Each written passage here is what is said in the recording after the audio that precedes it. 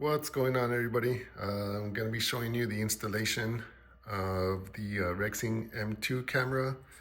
I did have to wait for some parts to come in. It took maybe about a week, maybe a week and a half. One of them being the mount right here. I ordered it on Amazon, and it took me almost about a week and a half to get. The other one is I'm going to be showing you guys is the shark fin that came also out of China. This one also came maybe about a good week and a half for me to get it. But what I did is I installed the camera itself inside of the shark fin. So you guys can see I painted it. See if I can show you guys the bottom. It's shiny like that because I filled it with epoxy. So I installed the camera, I glued it on there, and I filled it with epoxy so I don't have to worry about condensation or water or whatever the case getting inside. So that's what I'm going to be doing, replacing the shark fin on a 2009 Volvo S80. And as you can see, this is just double-sided tape. So if you get a razor blade, if you guys get a razor blade or something similar to pry it off, that's basically all you have to do, and is hold down by these two connectors, these two wires. And I think what's inside of it is the satellite radio antenna and the AM/FM radio antenna, neither of which I'm going to be using.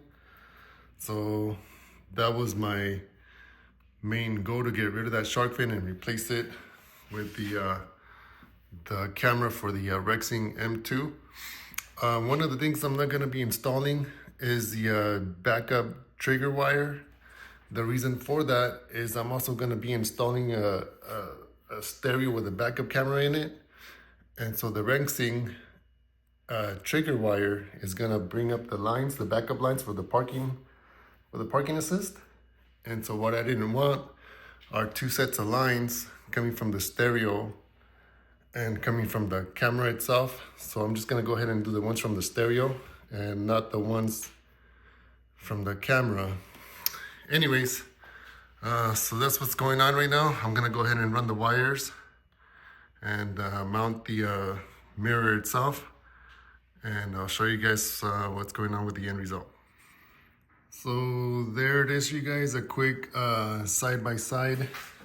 As you can see, the replacement that I bought on Amazon is a little bit higher.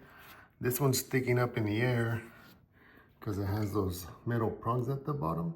You guys see that right there? So maybe it's just a tad bit higher than the original. And another thing for you guys to consider, if you guys are gonna do this, take this route. You see how I ran my wire right there? I didn't measure it or do anything ahead of time to kind of guide me where the openings for the cables were at. So that's what's stopping me from putting it right back in the original location of the factory shark fin. But I mean, it's not a big deal. It's just off by a little bit. I mean, like I said, no one's gonna tell. That's just for me.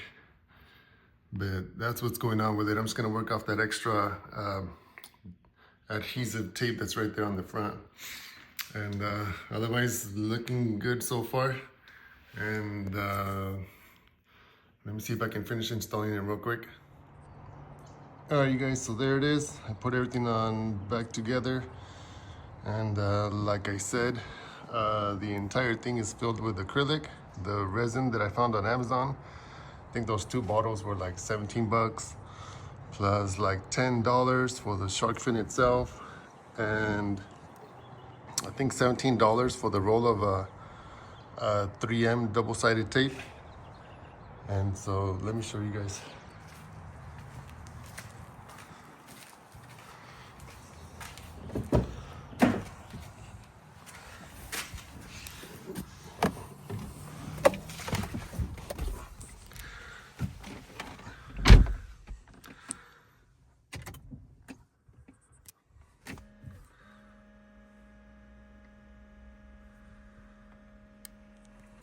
there it is. Takes about a good 2-3 seconds to boot up. The entire camera, you can still move it up and down. And as you can see, that right there is the trunk of the vehicle. And so it looks pretty good. I just installed the memory card, so everything's running great. So hopefully you guys like it. And there you guys go. Thank you for watching.